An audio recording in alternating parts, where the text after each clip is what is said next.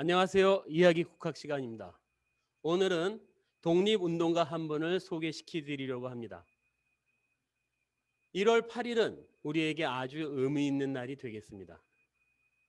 이봉창 의사가 이러한 히로히토를 겨냥하여 폭탄을 던져 일본 제국주의에 무력 항거한 의거 89주년이 되는 날입니다. 이봉창 의사는 1932년 1월 8일 오후 2시 도쿄 사쿠라다몬 앞에서 군부대 시찰을 마친 후 마차를 타고 궁으로 돌아가는 이러한 히로히토의 행렬을 향해 폭탄을 던집니다.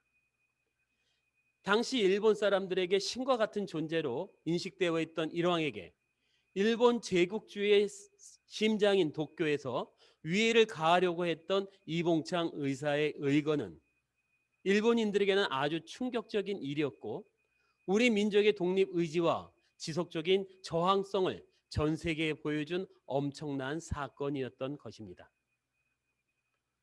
하지만 거리가 멀어 히로히토가 탄차를 식별하지 못했고 기수와 근위병에게 부상은 입혔으나 일왕에게 명중하지는 못하게 됩니다.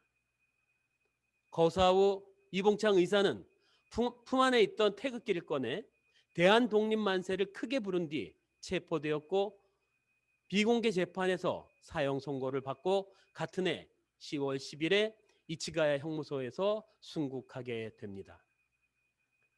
비록 일왕을 죽이지는 못했으나 이 의거로 당시 일본의 내각이 총사퇴하게 되고 국내에서는 일본의 철저한 무력 탄압으로 침체돼 있던 독립운동이 다시 불타오르는 계기가 됩니다.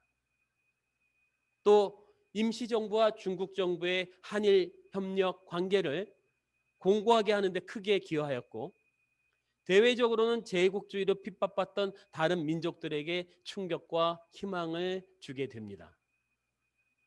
이봉창 의사의 의거는 당시 커다란 파문을 일으켜 중국 신문들은 한국인의 애국적 기계를 대서특필합니다. 이에 격분한 일제의 군경은 중국 신문사를 습격하기도 했습니다.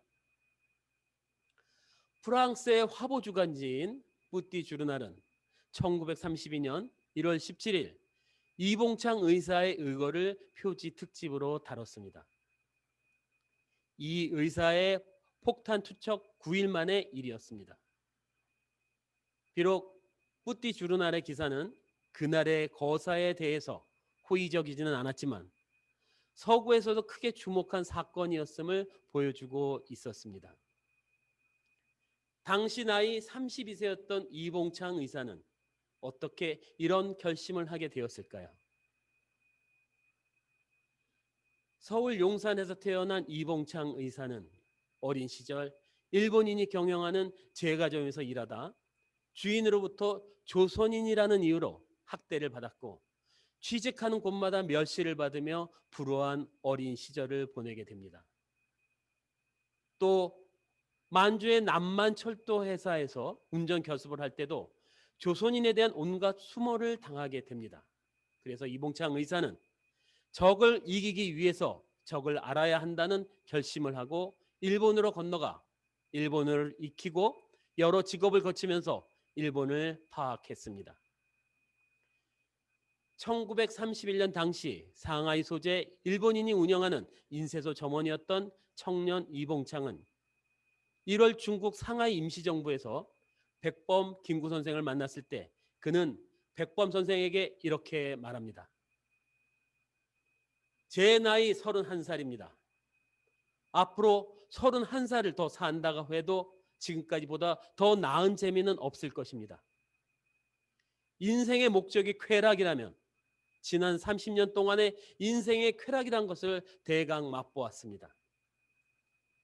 이제부터 영원한 쾌락을 위해 목숨을 바칠 각오로 상하이로 온 것입니다. 저로 하여금 세상을 깜짝 놀라게 할 성업을 완수하게 해주십시오. 라고 말이죠. 거사 준비에는 1년 가까운 시간이 걸렸습니다. 1931년 12월 13일 백범은 이봉창 의사를 안중근 의사인 동생인 안공근의 집으로 데려가 성공을 다짐하는 선서식을 거행합니다. 선서 후 이 의사는 수류탄을 양손에 들고 기념 촬영을 했습니다. 순국 당시 미혼이었던 이 의사의 유해는 해방 후인 1946년 5월 15일 국내로 봉환돼 7월 6일 국민장으로 효창원에 안장됐습니다. 자신의 생명을 바쳐 조국의 독립을 열망한 이봉창 의사의 의거는 윤봉길, 이덕주, 유진만, 최응식 등 수많은 의사의 의거로 이어지게 됩니다. 큰 나를 위해서 작은 나를 내려놓을 수 있는 마음은 한민족의 공동체를 지켜온 숭고한 정신이라 할 수 있겠습니다. 우리 모두 이러한 선열들의 정신을 잊지 않는다면 지금 우리가 맞닥뜨리고 있는 어려운 이 위기도 극복할 수 있으리라 생각됩니다. 이상으로 이봉창 의사의 의거를 돌아보았습니다.